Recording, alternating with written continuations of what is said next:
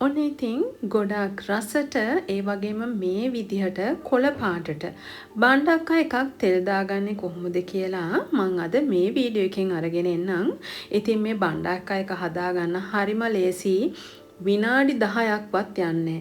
ඒ වගේම තමයි ඔයාලා බත් මුලකට අරගෙන යනවා නම් ඒ වගේම හදිසියෙන් මොනවා හරි අපි කරි එකක් දෙකක් හදාගන්න වෙලාවක නම් ඉතින් මේ විදිහට බණ්ඩක්ක එකක් තෙල් දාගත්තාම ඔයාලට හරිම ප්‍රයෝජනයි.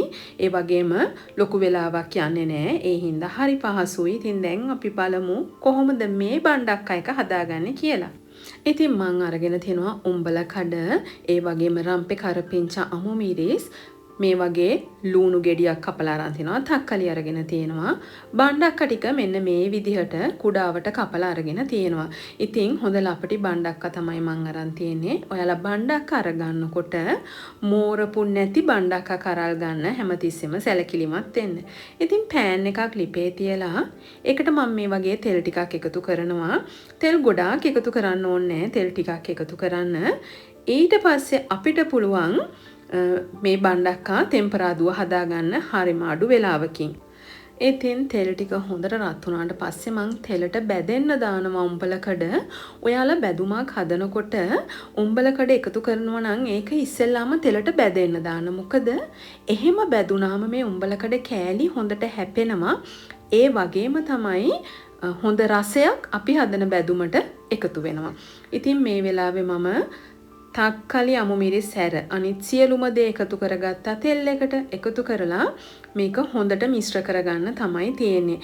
ඉතින් FR Kitchen මගේ YouTube channel එක subscribe කරලා නැත්නම් subscribe කරලා bell notification එකත් on කරලා තියාගන්න.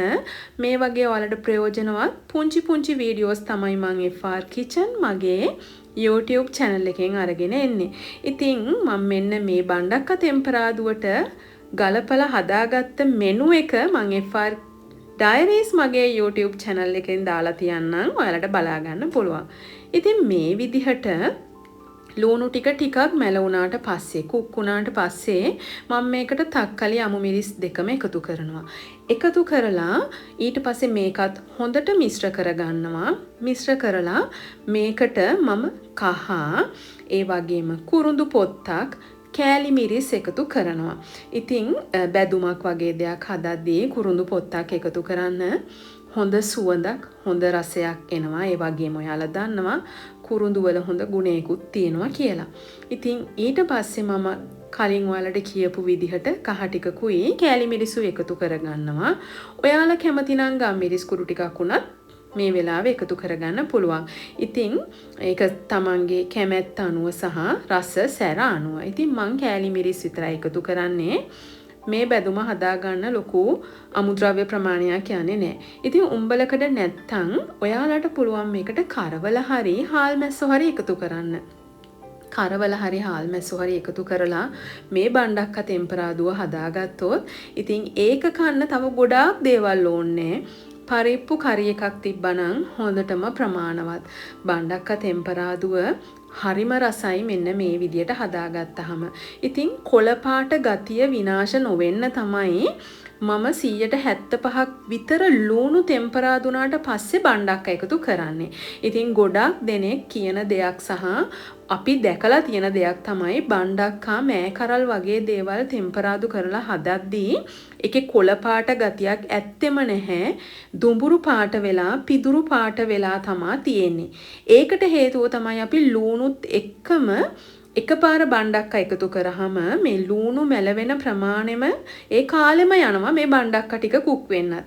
ඉතින් එහෙම නොවෙන්න තමයි මම බණ්ඩක්ක ටික ලුණු කුක් වෙලා ටික වෙලාවකට පස්සේ එකතු කරේ. මේ විදියට හදාගත්තාම පාටත් හොඳට තියෙනවා, රසයත් හොඳට තියෙනවා. ඉතින් S2ට හරි ලස්සනයි මේ වගේ කොළ පාටට තියෙනකොට. ඉතින් මෙන්න මේක තමයි ලේසියෙන්ම බණ්ඩක්ක තෙම්පරාදුව හදාගන්න විදිහ. මං ඊට පස්සේ රස අනුව ලුණු එකතු කරගන්නවා. ඉතින් ලුණු අල ලිපෙන් බාන්න කිට්ටු කරලා එකතු කරගන්න. එතකොට මේ ටෙම්පරාදුවත් රසයි මේක හදාගන්නත් පහසුයි. මේ තියෙන්නේ මං හදාගත්ත බණ්ඩක්ක ටෙම්පරාදුව.